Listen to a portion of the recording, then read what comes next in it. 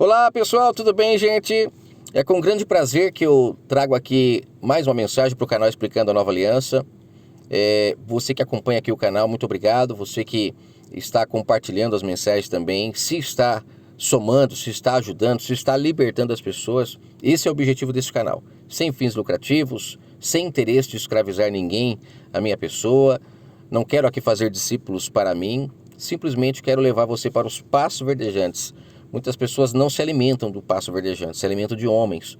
E o objetivo aqui é que você possa sair da mão dos homens e ir para os pastos verdejantes, que com certeza é alimento infindável, né? É um pasto que tem comida para toda hora, né? Não tem hora marcada, não tem dia específico na semana, é o tempo todo. E esse é o objetivo, que na verdade isso se caracteriza a busca em espírito e em verdade, né? A busca em espírito e em verdade, ela não cessa em algum momento. Lembra que ele falou orar sem cessar? Não é orar. Quem consegue ficar orando sem cessar, sem parar o tempo todo? Ele está falando da busca em espírito, essa sem cessar. É o pasto verdejante, que tem alimento o tempo todo. Você não precisa ficar recorrendo a homens para se alimentar, um dia na semana para encher suas energias, para durar a semana toda. Não, você vai estar sempre conectado. É como vamos dar um exemplo prático, um celular que está ligado na tomada o tempo todo. Qual a chance que tem desse celular acabar a bateria, né? Então, a nossa energia está sempre em dia. Quando eu falo energia, estou falando dessa conexão com o Altíssimo, quando você o busca em espírito e em verdade. E o objetivo desse canal é justamente falar sobre isso, né? Sobre explicar a nova aliança, que é a busca em espírito e em verdade. É muito importante se entender isso. Falando um pouco sobre isso, e voltando aqui para o objetivo do vídeo, eu quero falar sobre o verso 22 hoje de 2 Pedro capítulo 2. Esse verso aqui, ele me chamou um pouco a atenção, porque aqui, Pedro, depois de fazer alguns alertas para o povo, ele usa algumas figuras de linguagem aqui que me chamou muita atenção. O povo de Israel, o tempo todo, né, para falar com eles, era utilizado figura de linguagem, o tempo todo. Isso me admira e me chama atenção. Mostra o quanto o pai, ele transformou a mensagem dele em mingauzinho realmente, para eles conseguirem entender. Mingau mesmo. Já falei sobre isso aqui no canal. Inclusive lá em Hebreus, no capítulo 5, Paulo fala com os líderes, né? Já era para vocês estarem comendo comida sólida e ainda estão no leitinho, ou seja, é um mingauzinho. E a gente percebe que realmente era assim que o povo era tratado, o tempo todo usando figura de linguagem. O que seria figura de linguagem? É aqui, ó, o cão voltou ao seu vômito e a porca voltou para a lama. Ou seja, é uma figura de linguagem. Ele está falando literalmente do cão? Ele está falando literalmente da porca? Não, ele está falando de pessoas. Ele está falando de atitudes, de ações que comprovam que a pessoa voltou ao seu estado pior, né? Inclusive um pouco antes, no verso 20 aqui de 2 Pedro capítulo 2, ele fala que a pessoa, o seu último estado é pior do que o primeiro, né? Então é nesse sentido que ele está usando essa alegoria, né? Essa figura de linguagem. Mas me admira isso, porque isso demonstra que tudo que nós temos na Terra nos dá uma visão do mundo espiritual, né? A gente tem que olhar para as coisas da Terra e compreender. Se a gente fizer isso, dificilmente nós seremos enganados, né? Quando você enxerga como funciona a natureza, você consegue entender como que funciona o reino do Pai, né? Tá explícito, né? Uma coisa óbvia e fácil de se entender é, por exemplo, relacionado à parte de alimentação, né? A gente percebe que os alimentos, né? Quando a gente planta um alimento, a gente colhe aquilo que a gente plantou, colhe em excesso do que o que a gente plantou. Dificilmente a gente vai colher algo diferente do que aquilo que a gente plantou. Ou seja, é muito interessante. A própria Escritura fala, né, de forma alegórica também sobre essa questão da plantação, né, para as pessoas entenderem. É uma pena que as pessoas leem isso, mas não conseguem levar isso para outras áreas também, como o caso de Pedro aqui, que ele levou, né, esses exemplos da terra concernente à porca que volta para a lama. O próprio Salvador utilizava muito essa questão, né, de usar exemplos da terra. Essa questão de falar de porco como algo que se desviou do caminho é algo natural, né? O Salvador o tempo todo falava, não dei pérolas aos porcos. Lembra que ele fala? Lá na parábola do filho pródigo, ele fala que o filho pródigo foi comer com os porcos. Será que foi com os porcos que ele foi comer? A gente vê até imagens que colocam hoje na internet para para realmente fazer as pessoas não compreenderem a verdade. Mostra lá o rapaz sentado lá comendo e um monte de porco em volta. Isso faz com que as pessoas não entendam a mensagem, porque o foco não é o pouco, mas é entender que ele foi comer com pessoas que estavam distantes do Criador, que comiam a lavagem ali, é o engano, né? E é sobre isso que no contexto Pedro fala, que as pessoas iriam de fato abandonar a verdade para ir atrás de homens que pregassem a mentira, né? Então, esse contexto aqui é necessário ler, não só esse, mas temos que ler para compreender o que o autor está tentando falar, né? É muito perigoso você pegar um verso e querer usar ele para dar um aval àquilo que você quer falar. A gente vê muitas pessoas que fazem isso, né? Elas colocam um título ali em sua mensagem, preparam a mensagem e fica selecionando os versos no livro bíblico para poder dar aval para dizer, olha, estou falando a verdade, mas esse verso, tirado do seu contexto, ele perdeu totalmente seus nutrientes, né? É como uma fruta que você tira da árvore, tirou, acabou. Você está dando para o povo um alimento que não tem nutriente nenhum quando você utiliza de verso isolado. Eu lembro quando eu pregava nesses templos religiosos, eu fazia muito isso e é uma prática comum, né? Tem até livros que você pode comprar que ensinam a pregar e você vai ver lá que são cheios de versos isolados. Para iniciar o culto você usa esse, depois você fala isso, depois você fala aquilo outro. E nisso são meros papagaios, né? Repetidores daquilo que aprenderam. E aí cai naquilo que o Messias falou em Mateus 23, né?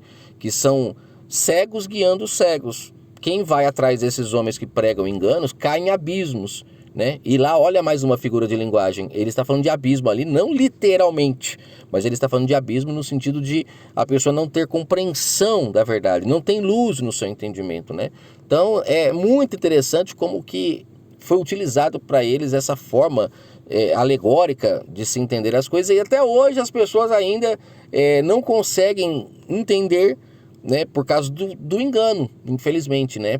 Porque você não trazendo a verdade como ela é, você mantém as pessoas escravas, você consegue manter as pessoas presas, né, no engano. Mas o foco da mensagem é libertar, é trazer liberdade para as pessoas.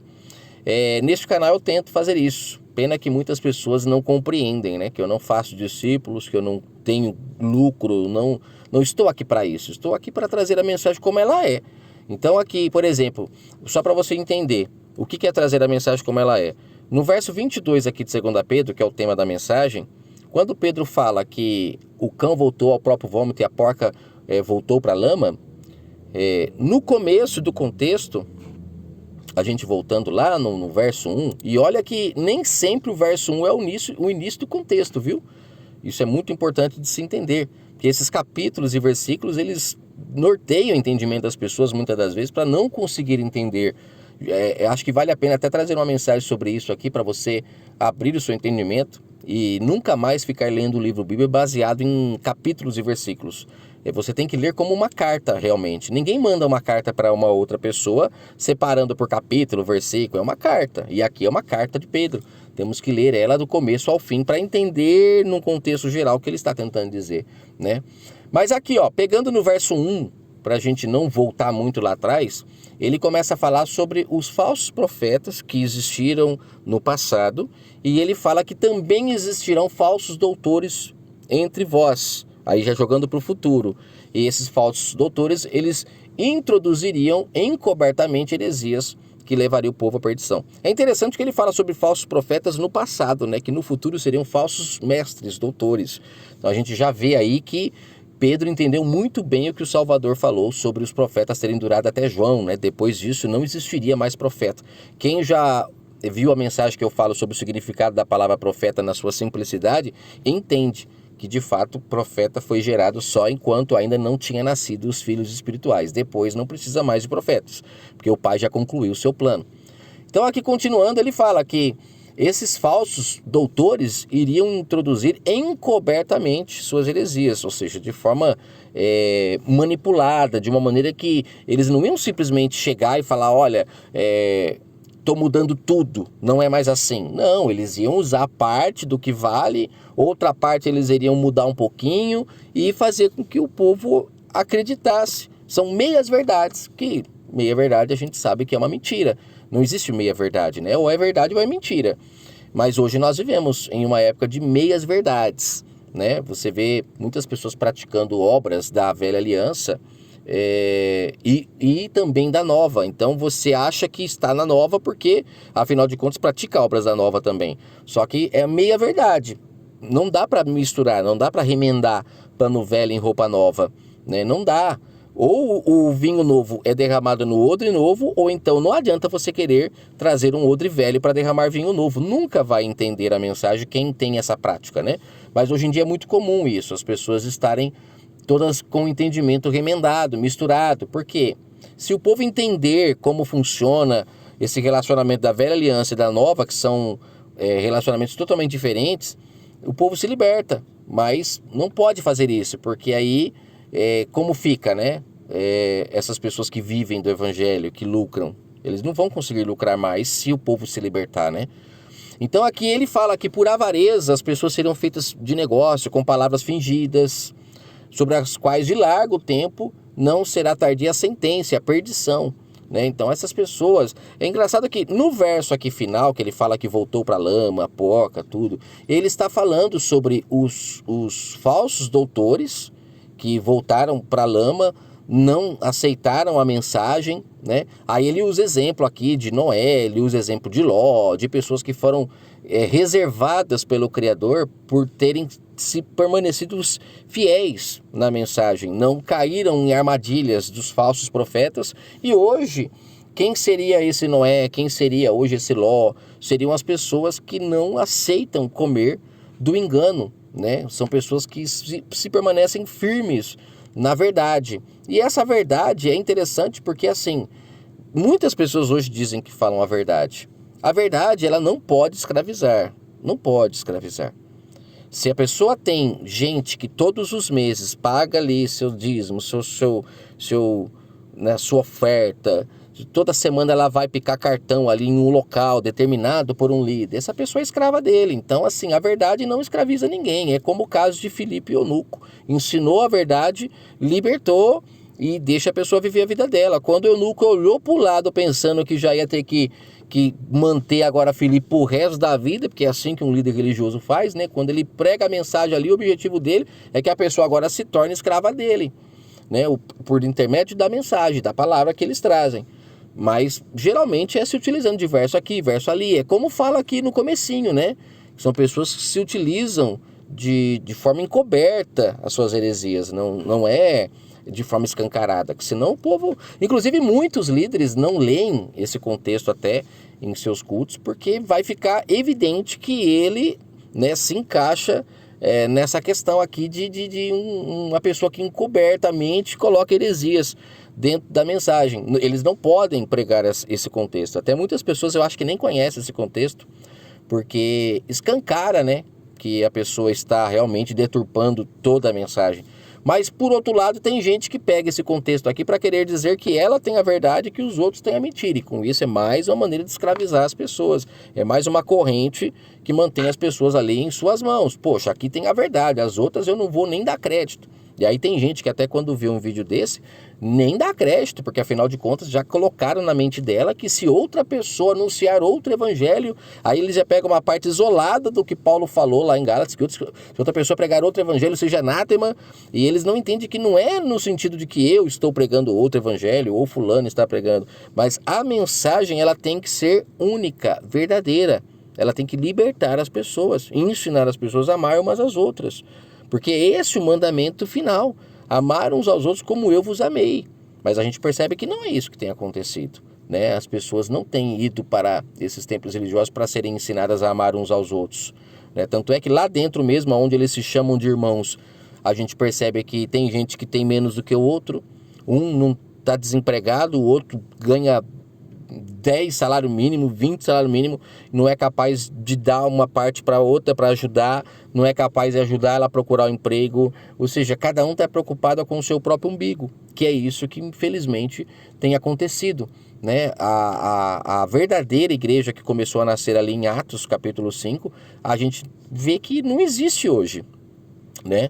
E a gente vê que lá, a verdadeira igreja que começou a nascer lá, né, a gente percebe que não era uma igreja de pedra, Não era uma igreja que as pessoas tinham que ficar indo para se reunir, mas a verdadeira igreja se caracterizou pelas atitudes que as pessoas começaram a ter de vender tudo que tinham para todo mundo ter tudo em comum, ninguém ter falta de nada, né? Então, assim, no contexto aqui, se eu quiser falar, olha, eu falo a verdade e os outros falam a mentira, eu posso, porque dá base para isso. Como eu vi muitos pastores em vários vídeos que eu vi falando que cuidado por aí, não sei o quê. Só que aí ele, será que está falando a verdade? Ele ali com um templo religioso, onde as pessoas picam cartão, tem que todos os meses dar parte do seu salário para ele. Será que essa pessoa está falando a verdade? O Salvador ensinou isso, que as pessoas tinham que manter um líder religioso ali. O líder tinha agora poder para cobrar das pessoas isso, né? Trazer essas práticas da velha aliança para a nova, né? É normal? Será que o pai aceita isso? Que se remende pano velho com roupa nova, né? Será que o pai aceita isso? Não é um fermento, né? Não é introduzir de forma encoberta heresias, né? Querer trazer para os gentios práticas que foram necessárias para Israel, né? Porque o pai precisava que eles entendessem a mensagem para quando viesse o verbo da vida, eles compreendessem a mensagem do Criador. Então, assim, muitas pessoas estão se utilizando de heresias encobertamente para manter o povo em suas mãos. E quando leem uma passagem dessa, nunca param para pensar, será que eu não estou fazendo isso, né?